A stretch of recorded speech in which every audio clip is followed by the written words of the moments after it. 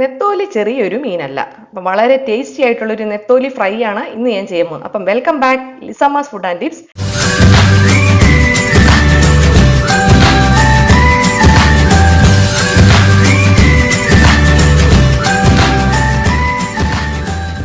ഇന്ന് നമ്മൾ ഒരു നെത്തോലി ഫ്രൈ ആണ് ചെയ്യാൻ പോകുന്നത്. അപ്പം നല്ല ഫ്രഷ് ആയിട്ട് നെത്തോലി കിട്ടിയിട്ടുണ്ട്. അപ്പം കുറച്ചേ ഉള്ളൂ അത് നമുക്ക് ഫ്രൈ ചെയ്യാനായിട്ട്. അപ്പം അതിനുവേണ്ടി നമുക്ക് ഈ തലയും വാലും ഒക്കെ ഒന്ന് കട്ട് ചെയ്തെടുക്കണം. നന്നായിട്ടൊന്ന് വാഷ് ചെയ്ത് എടുത്തിട്ട് വരാം. നമ്മൾ മീനെല്ലാം കഴുകി നല്ല കുട്ടപ്പന്മാരാക്കി വെച്ചിട്ടുണ്ട്. അപ്പം ഇത് കുറച്ച് വലിപ്പമുള്ള മീനായതുകൊണ്ട് തന്നെ നമുക്കിത് ഫ്രൈ ചെയ്യാൻ നേരം ഇത് ഇങ്ങനെ ഇട്ട് ഫ്രൈ ചെയ്ത് കഴിഞ്ഞാൽ ഇതിൻ്റെ അകത്ത് മസാല പിടിക്കത്തില്ല. അപ്പം നമുക്ക് ജസ്റ്റ് ഒന്ന് കട്ട് ചെയ്ത് കൊടുക്കണം. ജസ്റ്റ് ഒന്ന് കട്ട് ചെയ്ത് ഇങ്ങനെ കൊടുക്കാം.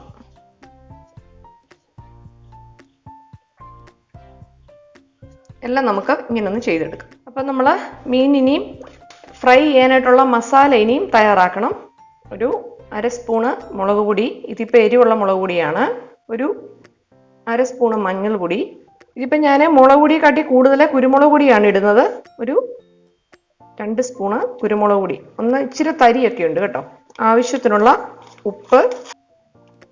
ഇത് നമ്മൾ കുറച്ച് വെളുത്തുള്ളി ചതച്ച് വെച്ചിട്ടുണ്ടായിരുന്നു, അതും കൂടെ ഇതിലേക്ക് ഇട്ട് കൊടുക്കാം. കുറച്ച് കറിവേപ്പിലയും കൂടെ ഇട്ട് കൊടുക്കാം.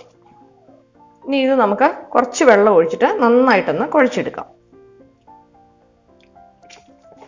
കുറച്ച് വെള്ളം മതി, കാരണം മീൻ നമ്മൾ ഇപ്പം മിക്സ് ചെയ്യുമ്പോൾ അതിൽ കുറച്ച് വെള്ളം ഉണ്ടല്ലോ, മീനിലൊരു നനവുണ്ടല്ലോ. അപ്പോൾ അത് മതി. അല്ലെ കൂടുതൽ അങ്ങ് വെള്ളമായി പോവും. മസാലയൊക്കെ മീനെ പിടിക്കാൻ കുറച്ച് ബുദ്ധിമുട്ടുണ്ടാവും. അപ്പം നന്നായിട്ട് ഇതാണ്ട് കുഴഞ്ഞ് ഇതുപോലെ ആയിട്ടുണ്ട്.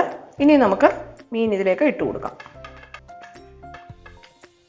ഇനി ഇപ്പം നല്ലതായിട്ടൊന്ന് ഇളക്കി മിക്സ് ചെയ്തെടുക്കണം.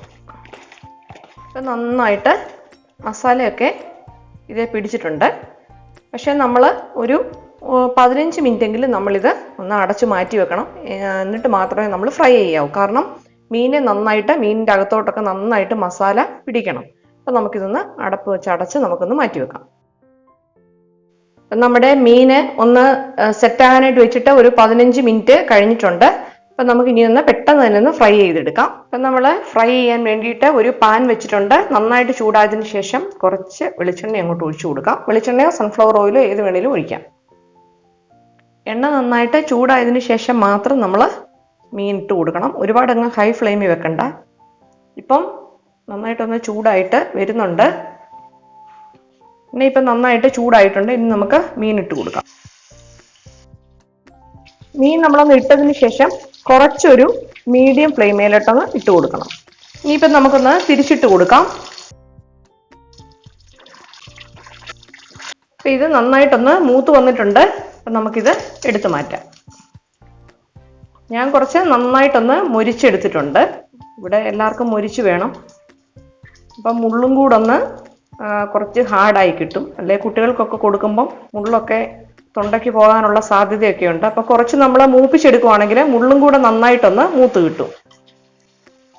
അപ്പം ഇതും ഏകദേശം ആയിട്ടുണ്ട്. നമുക്ക് തിരിച്ചിട്ട് കൊടുക്കാം. അങ്ങനെ നമുക്ക് പെട്ടെന്ന് ബാക്കിയൂടെ നമുക്ക് ചെയ്തെടുക്കാം. അപ്പം നമ്മുടെ മീൻ വറുത്തത് റെഡി ആയിട്ടിരിക്കുകയാണ്. കണ്ടോ, നല്ല സ്പൈസി ആയിട്ടുള്ളതാണ്. കുരുമുളകൊക്കെ കൂടുതൽ ചേർത്ത് ഇട്ടതാണ്. കുറച്ച് എരിവൊക്കെ ഉണ്ട്. മീൻ വറുത്തതിനൊക്കെ കുറച്ച് എരിവൊക്കെ ഉണ്ടെങ്കിലേ നമുക്ക് കഴിക്കാനായിട്ടുള്ള ഒരു ടേസ്റ്റ് ഉണ്ടാവത്തുള്ളൂ. തൊലി എന്ന് പറഞ്ഞാൽ നമുക്ക് പെട്ടെന്ന് തന്നെ നമുക്ക് ക്ലീൻ ചെയ്തെടുക്കാൻ പറ്റിയ ഒരു മീനാണ്. അപ്പം എല്ലാവരും ഇതൊന്ന് ട്രൈ ചെയ്ത് നോക്കണം. അപ്പം നമുക്ക് ചോറിൻ്റെ കൂടെ ഈ ഒരു മീൻ വറുത്തൂടുണ്ടെങ്കിൽ ഊണ് കുശാലായി. അപ്പം നമ്മുടെ ഇന്നത്തെ ചോറൂണ് വളരെ ഗംഭീരമായിരുന്നു. മീൻ വറുത്തതും കൂട്ടി അടിപൊളി ഊണ്. അപ്പോൾ ഒരു മീൻ വറുത്തതും അല്ലെങ്കിൽ ഒരു മീൻചാറൊക്കെ ഉണ്ടെങ്കിൽ നമ്മുടെ ചോറ് നല്ല ടേസ്റ്റ് ആയിരിക്കും. അല്ലേ, എല്ലാവർക്കും ഇഷ്ടമാണ്. പ്രത്യേകിച്ച് കുറച്ച് എരിവും ഒക്കെ ചേർത്ത് നമ്മൾ മീൻ വറക്കുകയാണെങ്കിൽ ഒരു പ്രത്യേക ടേസ്റ്റാണ്. പ്രത്യേകിച്ച് ഈ കുരുമുളകൊക്കെ ഇട്ട് മീൻ വറക്കുകയാണെങ്കിൽ ഒരു പ്രത്യേക ടേസ്റ്റാണ്. പിന്നെ അതിൻ്റെ കൂടെ നമ്മൾ മസാല അരച്ചിടുന്നതിൻ്റെ കൂട്ടത്തിൽ കുറച്ച് വെളുത്തുള്ളിയും കൂടെ ഒന്ന് ചതച്ചിടുകയാണെങ്കിൽ ഒരു പ്രത്യേക ടേസ്റ്റാണ്. അപ്പോൾ നിങ്ങൾ എല്ലാവരും ഇത് ട്രൈ ചെയ്ത് നോക്കണം. എല്ലാവർക്കും അറിയാവുന്ന ഒരു റെസിപ്പിയാണ് എങ്കിൽ തന്നെയും ഞാൻ ഇത് ചെയ്തപ്പം അറിയാത്തവർക്കൂടെ ഒന്ന് അറിയാൻ വേണ്ടി ഞാൻ ഇട്ടെന്നേ ഉള്ളൂ. അപ്പോൾ എല്ലാവരും ഒന്ന് ട്രൈ ചെയ്ത് നോക്കണം. ലിസമ്മ ഫുഡ് ആൻഡ് ടിപ്സ് ആദ്യമായിട്ട് കാണുവാണെങ്കിൽ ഒന്ന് ലൈക്ക് ചെയ്യാനും ഷെയർ ചെയ്യാനും സബ്സ്ക്രൈബ് ചെയ്യാനും മറക്കല്ലേ. തൊട്ടടുത്തൊരു ബെല്ലൈക്കണുണ്ട്, അതുകൂടെ ഒന്ന് എനേബിൾ ചെയ്ത് വെക്കുവാണെങ്കിൽ ഞാൻ ഇടുന്ന എല്ലാ വീഡിയോസും നിങ്ങൾക്ക് നോട്ടിഫിക്കേഷൻ ആയിട്ട് വരുന്നതായിരിക്കും. അപ്പോൾ നമുക്ക് വീണ്ടും അടുത്ത ദിവസം കാണാം. Bye bye.